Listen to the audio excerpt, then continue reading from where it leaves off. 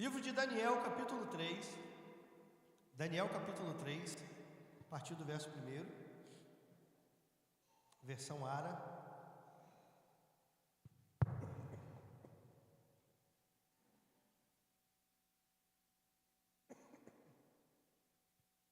Diz assim: o rei Nabucodonosor fez uma estátua de ouro, a altura da qual era de 60 côvados e a sua largura de 6 côvados.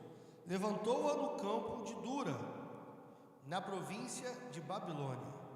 E o rei Nabucodonosor mandou ajuntar os sátrapas, os prefeitos e presidentes, os juízes, os tesoureiros, os conselheiros, os oficiais e todos os governadores das províncias, para que viessem à consagração da estátua que o rei Nabucodonosor tinha levantado. Verso 3 diz: então se reuniram os sátrapas, os prefeitos, os governadores, os juízes, os tesoureiros, os magistrados, os conselheiros e todos os oficiais das províncias, para a cerimônia de inauguração da imagem que o rei Nabucodonosor tinha levantado. E ficaram em pé diante da imagem que Nabucodonosor tinha levantado. Nisto, o arauto proclamou em alta voz: ordena-se a vocês, pessoas de todos os povos, nações e línguas, que no momento em que ouvirem o som da trombeta, da flauta, da harpa, da cítara, da lira, da gaita de foles e de todo tipo de música, vocês se prostrem e adorem a imagem de ouro que o rei Nabucodonosor levantou.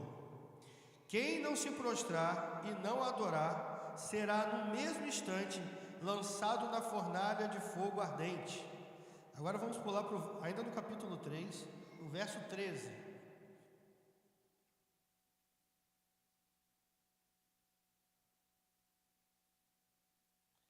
Então Nabucodonosor, irado e furioso, mandou chamar Sadraque, Mesaque e Abidnego, e eles foram levados à presença do rei. Nabucodonosor lhes disse: Sadraque, Mesaque e Abidnego, é verdade que vocês não prestam culto aos meus deuses, nem adoram a imagem de ouro que eu levantei? Agora, pois, se vocês estão prontos, quando ouvirem o som da trombeta, da flauta, da cítara, da harpa, da lira, da gaita de foles, prostrem-se e adorem a imagem que eu fiz.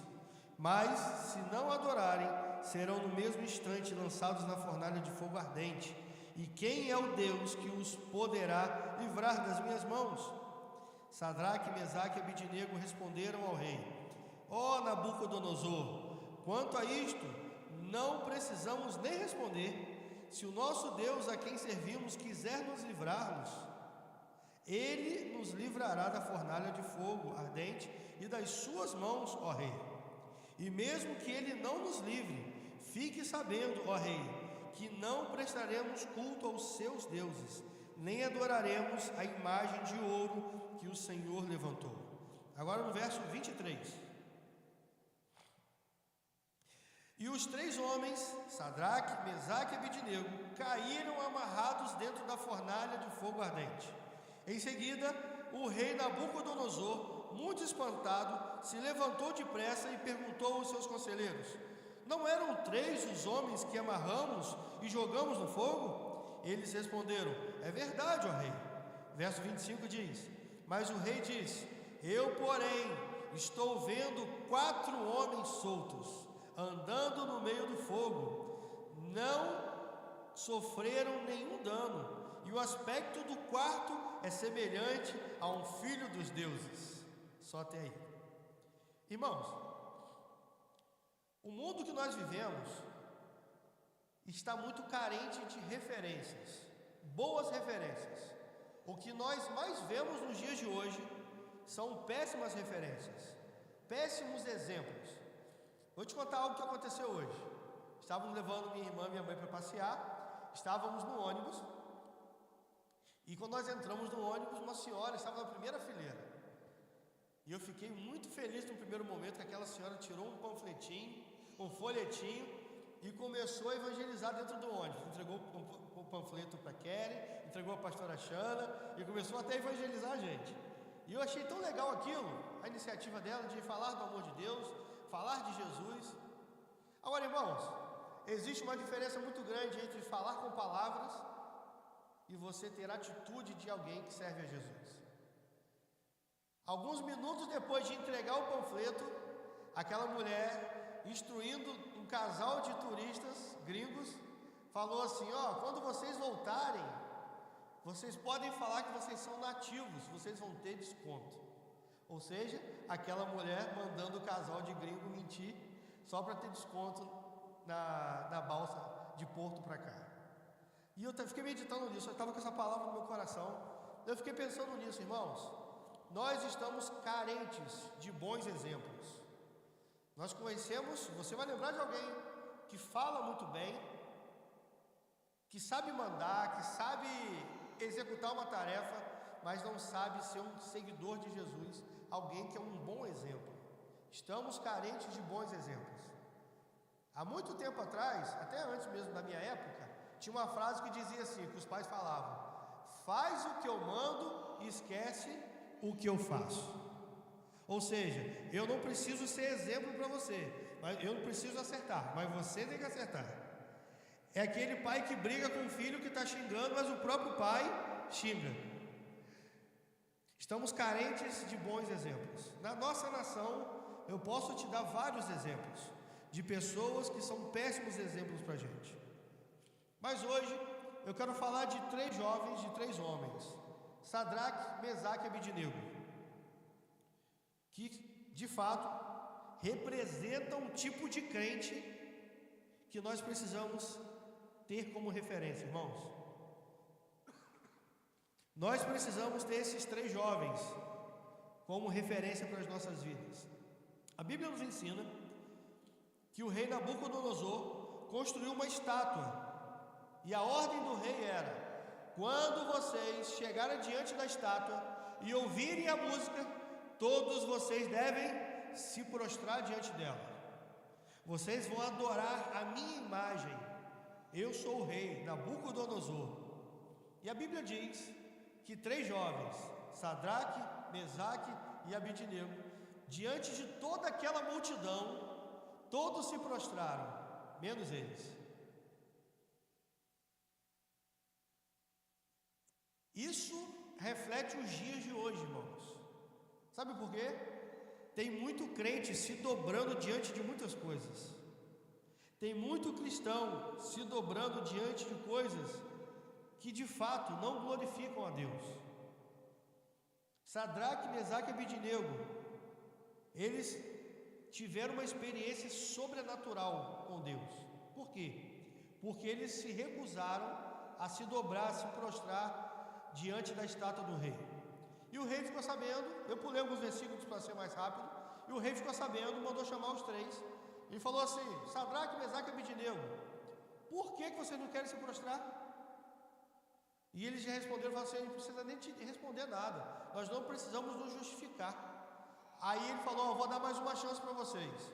Se vocês se prostrarem diante da minha estátua, quando vocês ouvirem a música, se prostrarem, vocês vão se livrar do castigo. Mas se vocês não se dobrarem, vocês serão jogados na fornalha de fogo ardente.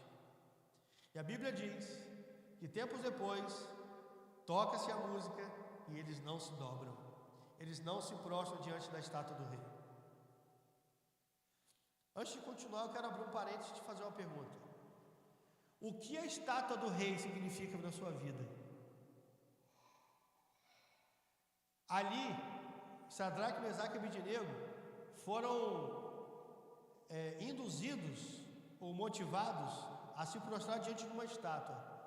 Mas na sua realidade, na minha realidade, qual a estátua, ou diante de que ou de quem nós temos sido tentados a nos prostrar? Temos sido tentados a nos prostrar diante da infidelidade, diante do pecado, diante de quê? Da falta de fé, da dureza de coração, da frieza espiritual. o que você tem, o que nós temos nos dobrado, irmãos, diante de quem ou de quem? Mas Sadraque, Mesaque e Abednego tiveram uma experiência tão forte com Deus, diante de todo aquele povo. E eu quero com você hoje falar sobre essa experiência. O que fez Sadraque, Mesaque e Abednego terem uma experiência tão forte com Deus diante de todo aquele povo? Eu falo uma experiência forte porque quando Sadraque, Mesaque e Abednego são jogados na fornalha de fogo ardente, o rei Nabucodonosor olha de longe e fala assim: ué, não eram 3? E eles estão lá assim, andando normalmente, nada aconteceu, aqueles 3 homens, mas peraí, agora eu olho e vejo 4, e o quarto é como o filho dos deuses. Irmãos, era Jesus com aqueles 3 homens, era Jesus ali com eles.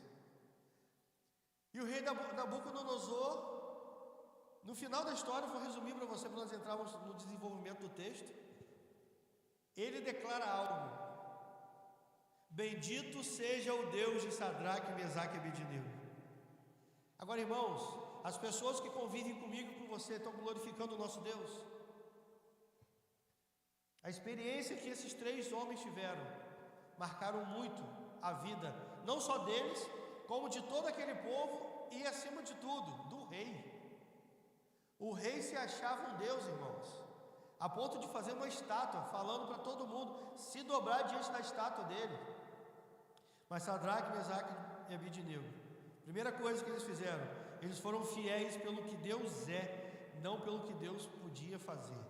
Olha no verso 17 o que eles respondem: se o nosso Deus, a quem servimos, quiser nos livrar, Ele nos livrará da fornalha de fogo ardente e das suas mãos, ó rei. No verso 18 diz: e se não, fique sabendo, ó rei, que não serviremos aos teus deuses, nem adoraremos a estátua de ouro que levantaste. O que eles falaram para o rei: rei, se Deus quiser nos livrar da fornalha, Ele vai livrar. Vamos continuar adorando Ele a si mesmo, Ele nos livrando ou não. Sabe o que isso nos mostra, irmãos? Que Sadraque, Mesaque e Abednego não estavam contemplando só as mãos de Deus, mas sim a face de Deus. Sadraque, Mesaque e Abednego não estavam esperando a bênção de Deus, eles estavam esperando a aprovação de Deus. Repare que eles fazem a declaração no verso 17: se o nosso Deus, a quem servimos, quiser nos livrar, Ele nos livrará da fornalha e das tuas mãos, ó rei. Se Deus quiser, o que Ele está querendo dizer, irmãos? Deus é soberano, e se Ele não quiser me livrar, Ele será glorificado da mesma forma. Agora, irmãos, o que nós fazemos nos dias de hoje?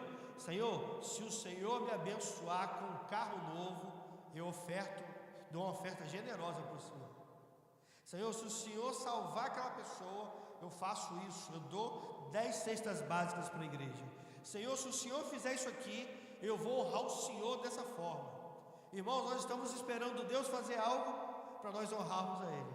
Sadraque, Mesaque e Abednego confiavam tanto em Deus, que eles falavam: rei, se Ele nos livrar da fornalha, amém, glória a Deus. Mas se Ele não nos livrar, glória a Deus da mesma forma. Porque não é sobre Sadraque, Mesaque e Abednego, é sobre o Deus Todo-Poderoso, irmãos.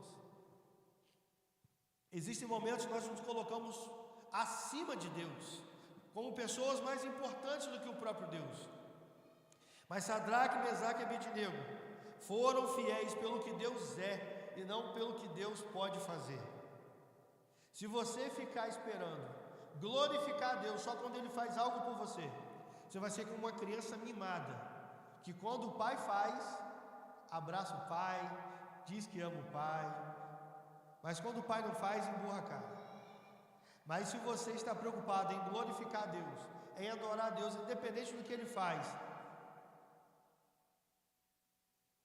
você vai glorificar a Deus, independente de qualquer coisa, porque você ama Ele acima de tudo e de todos.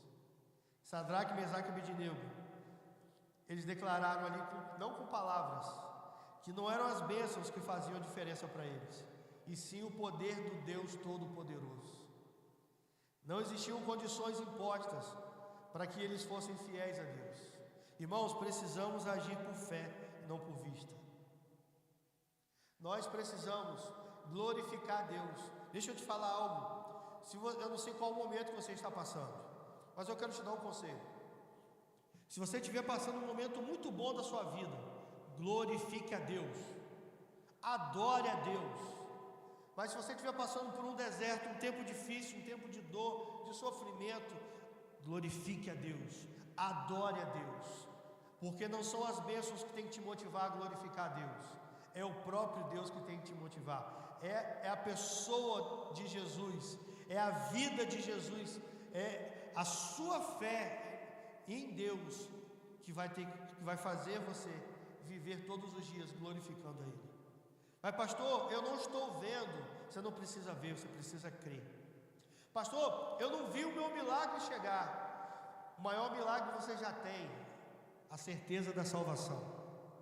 Irmãos, estamos tão apegados às coisas aqui da terra que nós não valorizamos a nossa salvação. Toda terça, quinta e sábado nós vamos fazer o evangelismo, entregar café da manhã para as pessoas necessitadas. E eu falo sempre, eu e o bispo, a gente sempre fala, o Theo, o Léo, falamos sempre a mesma coisa. O pão é legal, o pão com manteiga é bom receber, né? O cafezinho nesse frio, então, está descendo redondinho. Quando eles falam, pastor, desceu redondinho o café, glória a Deus. Mas muito mais do que levar o pão material, estamos levando o pão da vida para eles. Porque eu falo com eles constantemente, nós estamos aqui não para entregar café, o café é a consequência. Nós estamos aqui para te levar para o céu, para que você entenda a importância da vida eterna. Então, irmãos, precisamos entender que existe a vida eterna. Segunda coisa que eu vejo aqui é que eles não se curvaram diante de nada nem ninguém.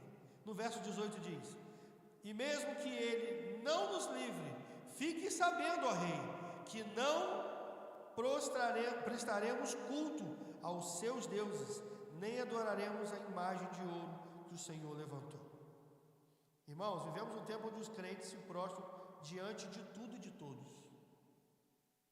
Hoje, no exemplo que eu dei de uma irmã em Cristo, ela se prostrou diante da mentira, e não só mentiu, como induziu outras duas pessoas a mentir. Irmãos, quando eu falo que a gente precisa de bons exemplos, ela tinha acabado de evangelizar aquele casal, irmãos.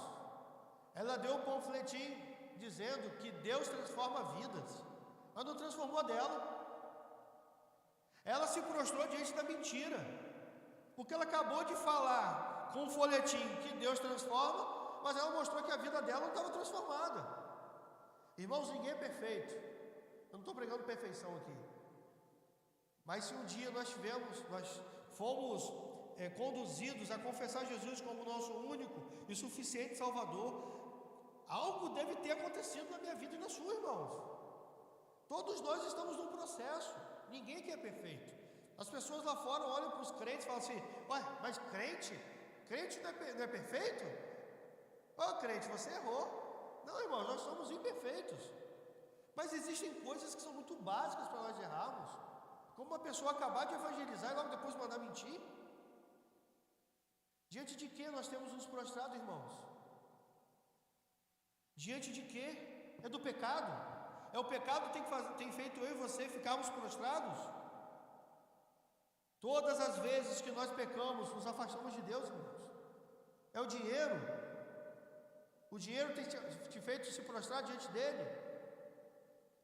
Irmãos, se a boca fala do que está cheio o coração, comece a avaliar suas palavras. Comece a avaliar suas palavras. Porque às vezes nós estamos assim, ó, aquele ventilador. Se eu tivesse dinheiro para aquele ventilador. Esse computador. Se eu tivesse dinheiro para esse computador. Se eu tivesse dinheiro para comprar essa televisão, esse violão. Esse pedestal com esse microfone, se eu tivesse dinheiro. Irmãos, existem momentos que nós falamos de dinheiro o tempo todo. Seu coração já se prostrou diante do dinheiro, você nem percebeu. É o seu temperamento já que te fez prostrar diante das suas emoções? Porque tem gente que se esconde atrás de um temperamento para justificar suas atitudes. Não, porque eu tenho um temperamento forte. Mais forte do que o poder de Deus? Não pode ser. Que temperamento é esse? A minha Bíblia me ensina a ser manso, longânimo. A Bíblia nos ensina a ter domínio próprio. e sim em nome de um temperamento, em nome de uma característica sua. Você fala, porque é o meu temperamento. Então você não deixou Deus trabalhar a sua vida, você não deixou Deus mudar o seu coração. Diante de que nós estamos nos prostrando, irmãos? Da falta de perdão? Do orgulho? O que tem feito você se prostrar? É o seu ativismo? Irmãos, vou te dar uma dica. Além de falar do que você fala, do que eu falo, pare para pensar no que você dedica mais tempo. Porque onde está o seu tesouro, ali está o seu coração. E é muito fácil nós identificarmos onde está o nosso coração. Das suas 24 horas, quantas horas você glorifica a Deus? Quantas horas você faz aquilo que Deus quer? Ou você só lembra de Deus quando está aqui na igreja? Porque, irmãos, nós precisamos vencer isso. Eu estava na reunião de homens segunda-feira aqui falando isso. Nós precisamos viver mais intensamente a vida da igreja. Tem irmãos que somem, de repente aparecem do nada. Irmãos, eu confesso que é uma coisa que eu não quero me adaptar a isso. Essa realidade de pessoas descomprometidas com Deus. Irmãos, eu estava com a bispa e com o bispo esses dias aqui na igreja, no domingo. Aí entrou o irmão. Aí a bispa falou assim: ah, pastor, aquele irmão é daqui da igreja. Eu falei: bispa, já tem 3 meses e meio que eu estou aqui, eu nunca vi esse irmão. Que evangelho é esse que nós estamos vivendo? Eu adoro a Deus do meu jeito. Então, eu vou te afirmar algo que eu sei que alguns vão ficar incomodados. Você não está servindo o meu Deus. Porque a Deus você não serve do seu jeito, você serve do jeito dele. Deus você não faz do seu jeito, você faz do jeito dele. Senão ele não é Deus, senão você é o seu Deus. Você faz do seu jeito, segundo a sua vontade, segundo o seu querer. Glórias a você. Você não está fazendo o que Deus quer. O próprio Jesus não fez o que ele queria. Jesus no Getsêmani declarou: Pai, se possível, passa de mim esse cálice, todavia seja feita conforme tu queres. O próprio Jesus, ali era a humanidade de Jesus sendo exposta ao extremo, irmãos. Jesus era 100% homem e 100% Deus. Ali era a humanidade de Jesus gritando: eu não quero viver isso, eu não quero ir para a cruz, mas seja feita conforme tu queres, conforme a tua vontade. Irmãos, nós estamos fazendo a nossa vontade, fazendo do nosso jeito. Está errado, irmãos.